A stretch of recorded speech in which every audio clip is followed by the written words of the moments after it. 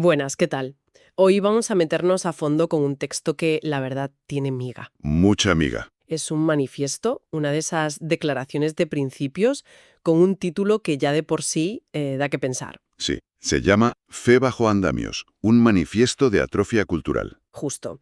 La idea de la que parte es algo que seguro que muchos hemos vivido. Vas a una ciudad histórica, emocionada por ver esa catedral o esa iglesia. Y te la encuentras envuelta en andamios y lonas. Exacto. Y la pregunta que lanza el texto es, bueno, ¿y si esto no es solo mala suerte?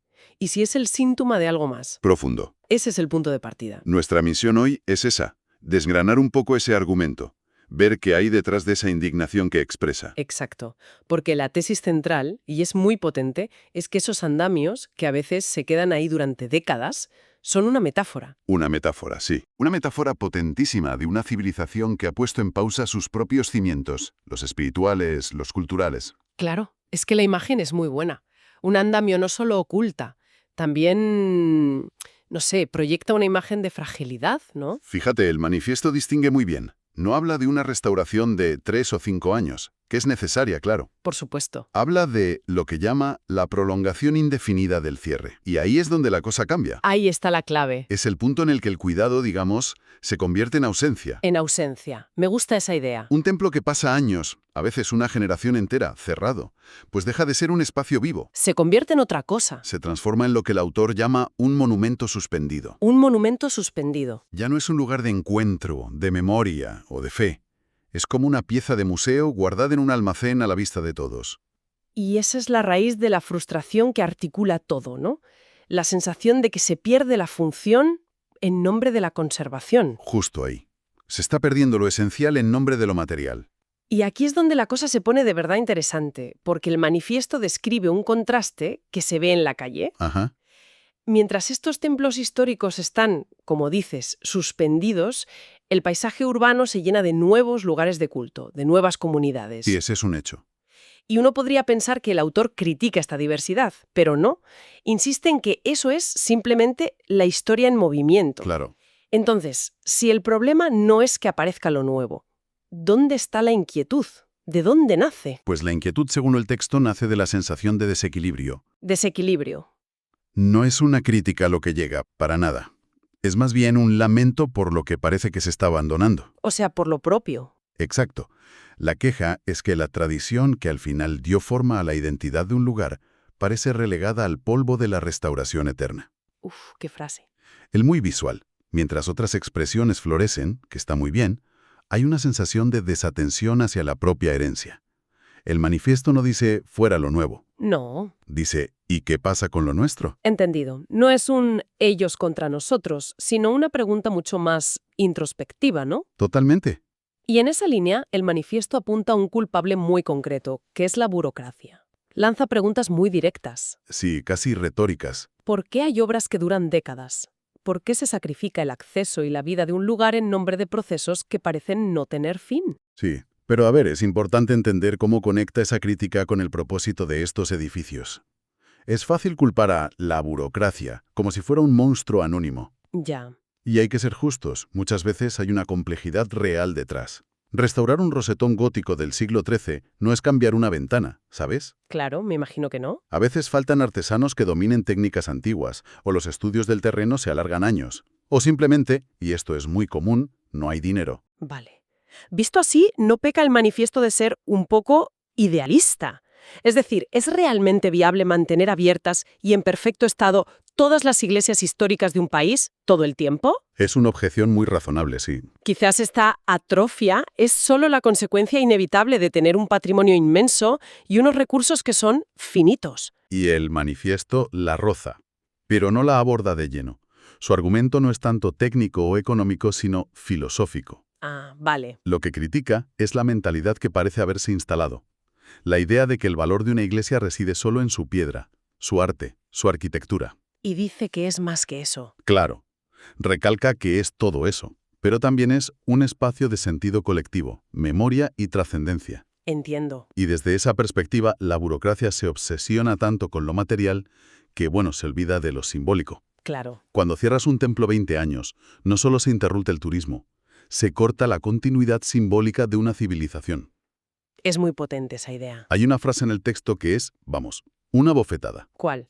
La fe no vive en andamios, vive en espacios abiertos. Esa frase es demoledora. Resume la idea de que la preservación llevada al extremo puede acabar matando aquello que quiere preservar. Exacto. Me recuerda a un viaje que hice. Pasé por una iglesia preciosa 3 años seguidos y las 3 veces estaba cubierta por la misma lona. Vaya. La primera vez piensas, qué mala suerte. Después de leer esto, esa imagen cobra un significado casi melancólico, ¿sabes? Totalmente. Y esa sensación de pérdida, según el texto, no es solo un problema europeo. Y aquí introduce una conexión que me parece fundamental. ¿Cuál? El vínculo con Latinoamérica. Sí, háblame de eso. ¿Cómo argumenta que lo que pasa con una catedral en, no sé, Burgos o Colonia tiene un eco al otro lado del Atlántico? Lo plantea como una raíz cultural compartida. Y viva. Describe una dinámica histórica muy clara. A ver. Europa, dice, gestó la tradición cristiana, en la que se enmarcan estos edificios. Vale. Y Latinoamérica la heredó y la transformó. Le dio 1000 matices nuevos, la hizo suya. Claro, es evidente. Pero la raíz, el origen simbólico, sigue estando en Europa. Por lo tanto, cuando ese patrimonio original parece descuidado o en perpetuo estado de en obras, La sensación de pérdida resuena también allí. exacto, es como si el árbol familiar empezara a mostrar signos de enfermedad en su tronco principal, ¿entiendes? Es una especie de orfandad cultural que se siente a distancia. Fascinante. No es solo nostalgia, entonces. Sugiere que si el centro simbólico se apaga, la periferia cultural podría sentirse a la deriva. O, al revés, podría verse forzada a ser la nueva guardiana de esa tradición. Abre esa puerta, sí. El manifiesto no llega tan lejos, pero abre esa puerta. Y para explicar cómo hemos llegado a esto, el texto descarta la idea de una conspiración organizada. No. Sí, lo deja muy claro. Nadie se ha reunido para decidir vamos a cubrir las iglesias para siempre. No. Entonces, ¿qué ha sido? Sostiene que es el resultado de procesos mucho más silenciosos. Más graduales. Vale. ¿Y cuáles son esos procesos? Pues enumera varios que son clave para entender el panorama actual: la secularización progresiva de la sociedad, Sí. los cambios demográficos, el desplazamiento cultural y, por supuesto, la caída general de la práctica religiosa en Europa. Lo que vemos cada día. Pero aquí llega a la conclusión que, para mí, es la más potente de todo el texto. A ver, dispara. Afirma que lo que a menudo se percibe desde fuera como un reemplazo cultural, en realidad nace de la desatención a la propia tradición. Espera, esa distinción es importantísima. Lo es. Le da la vuelta a todo, porque cambia el foco por completo. Totalmente. El autor elige sus palabras con muchísimo cuidado. Llama a este proceso abandono, no sustitución. Abandono, no sustitución. Y esto es crucial, porque sitúa la responsabilidad en casa. Claro. Ya no se trata de una fuerza externa que llega para imponerse, Ujú. sino de un vacío que se ha creado desde dentro. Es una narrativa mucho más incómoda, porque te obliga a preguntarte, bueno, ¿qué hemos dejado de hacer nosotros para que esto ocurra? Esa es la pregunta. ¿En qué momento dejamos de valorar, de cuidar, de vivir estos espacios? Es que eso lo cambia todo. Te saca de la queja fácil y te mete de lleno en el examen de conciencia. Sí. El manifiesto, entonces, no es un grito contra nadie, sino un grito dirigido a los de dentro. Y si esa es la diagnosis, ¿cuál es la solución que propone? La llamada a la acción. Es, en sus propias palabras, un llamado a la responsabilidad cultural. Vale. No pide milagros, sino un cambio de prioridades. Se dirige directamente a las autoridades patrimoniales, a los gestores culturales, A los que deciden. a los que deciden. Y les recuerda algo que parece obvio, pero que, según él, se ha olvidado. ¿Qué es? Restaurar no es ocultar indefinidamente, y preservar no es clausurar permanentemente. Y me imagino que no lo plantea como una exigencia solo para creyentes, ¿no? No, en absoluto. Y ese es otro de sus grandes aciertos. Lo enmarca en un debate cívico, no confesional. Que nos afecta a todos. Eso es.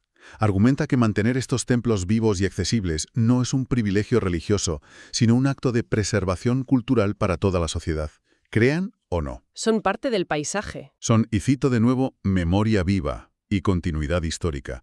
Pertenecen al paisaje mental y físico de todos.